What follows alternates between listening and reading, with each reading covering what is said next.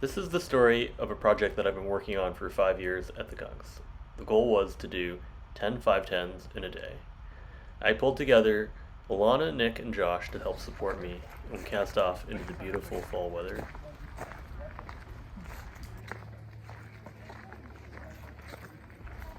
Our first stop was the Mac Wall, the land of 510s. It's about 7:05 in the morning, and we're at the base of Try Again at the Mac Wall. Eugene's getting ready for his big objective, 10 Gunks 10s in a day. First climb of the day, getting going. Let's get it. Yeah, Eugene, you got this. I previously worked out the gear and every move on this climb, and so I had everything dialed. This climb went without any trouble. Elana climbed to the top and remained there to film me on my next route, the hardest route of the day, Coexistence. Coexistence is the classic gunk sandbag. It's 10D, but it's kind of like 5.9 plus. It would be 5.11 anywhere else. Plugged in a really good number 1 Camelot under the roof, prepared to do the desperate crux.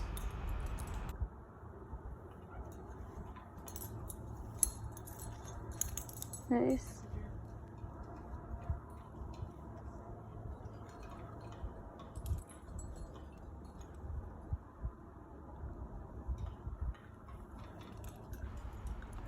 I got a heel hook and got into a really good jug. You reach up to this really bad credit card, bump to a sloper, and then get another bad sloper with the other hand.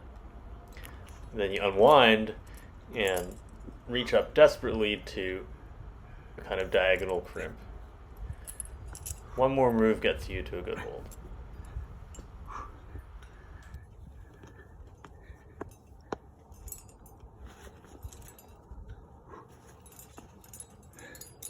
Nice. That was awesome.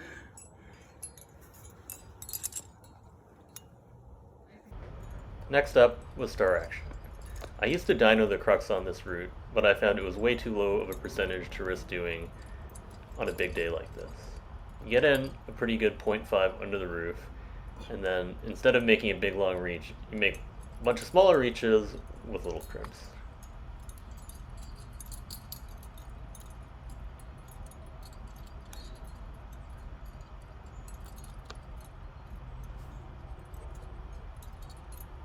A heel hook here gets you to the hard move, which is this Gaston into a corner.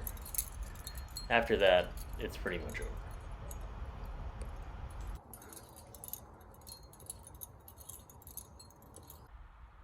Our last route on the Mac Wall was Mother's Day Party. This isn't quite the hardest route on the wall, but it's challenging. There's 2 cruxes, and they're both hard.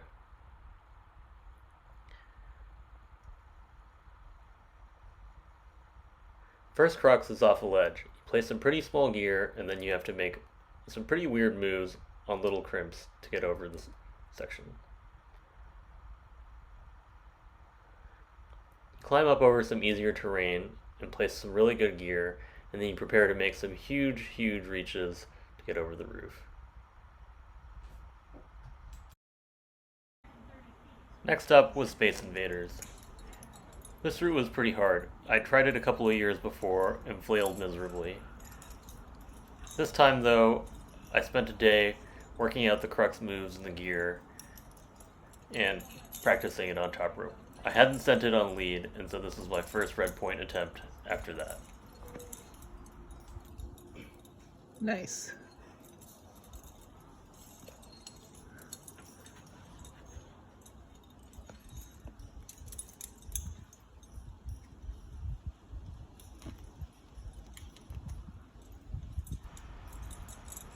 What had stymied me 2 days before was the fact that the crux was after this number 1 Camelot, and I was too scared to make the moves without placing another piece.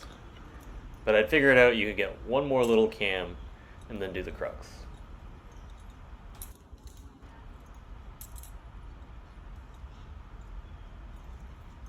You make this kind of undercling on kind of weird sideways feet.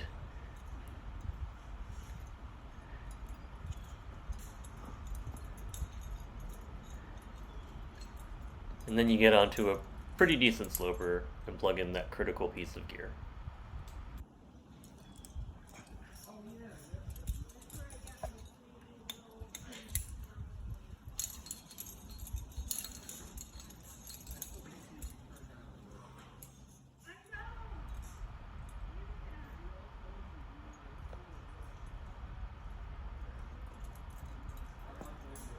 The crux is more of the same kind of moves, and then this big right hand reach into a jug rail.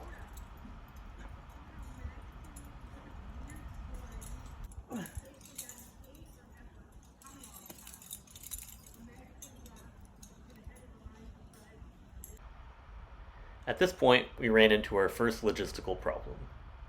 I had wanted to finish off the rest of the hard routes at Sleepy Hollow, but when we got there, there were a lot of people there and they were not willing to share. Nick wanted to fight them, but I didn't want to get distracted, so we headed over to Feast of Fools. This route has some really big roofs on it, and after the roofs, you get a nice rest.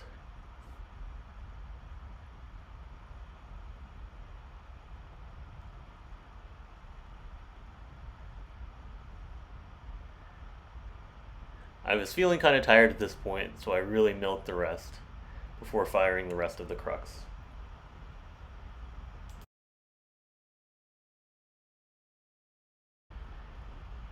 As you can see from the time lapse, the weather started to change. I'm pretty sure I heard someone say that they felt some raindrops, and I really tried to put it out of my mind. But when we were done with the route, it was clear. It was raining. We're sad. I'm not. Eugene is more sad about it. He's just not showing it. We're fine. We're just gonna keep playing. So we headed to the Uber Bowl to go do Retribution. I didn't want to just give up because it had rained, so we just did it anyways. I was feeling pretty tired at this point, so I'd already climbed up and placed some gear, messed up the crux, and climbed back down.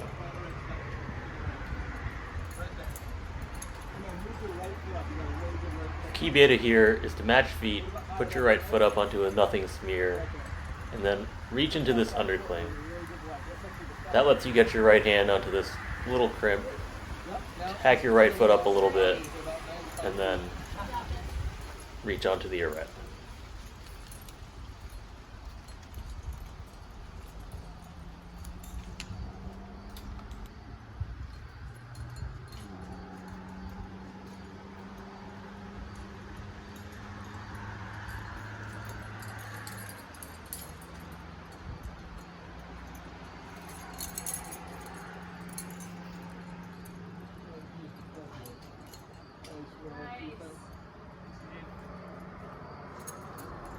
After finishing this climb, I tried to offer my friends some refreshments, but I was rebuffed. Grape? What? Grape? Grape? Oh. No thanks. Oh. Elana looked at the forecast and said the rain should stop in about 10 minutes. So, hopefully it does. Next up was Nosedive. The moves aren't quite as hard on Nosedive, but there's a lot more of them, and it's pretty pumpy, especially when you're tired. You make these sort of sideways underclings and a crack, and then you should be plugging in really good gear. That is, unless you kind of forget what you're doing and then you try to put gear where it doesn't belong.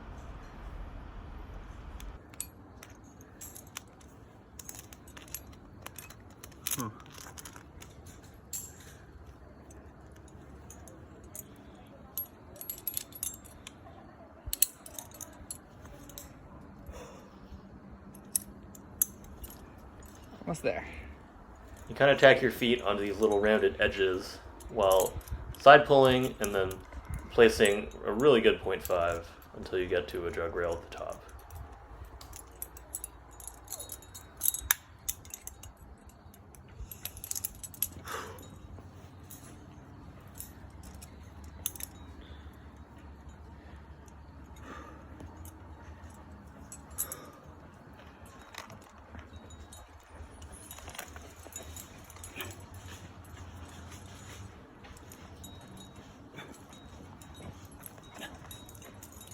Nice. Managed to send this one, but our problems weren't over because the rain was going to come back in just a second. It's wet, guys. It is wet. It is wet.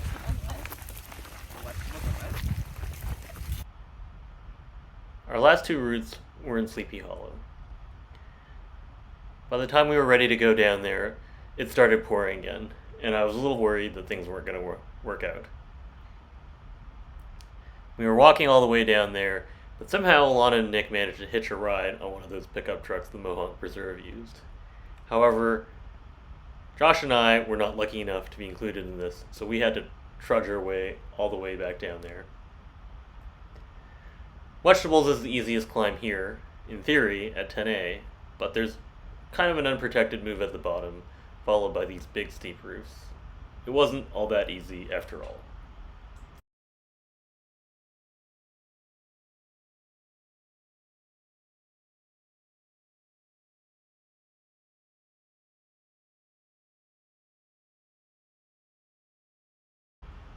The last route was Tennish. It's kind of a harder route, and I wanted to do it way earlier. And I made it a lot harder for myself by forgetting all the draws, so I had to have Nick pass them up to me. You climb up to the roof, and then you place some really, really small gear before underclinging and doing the crux.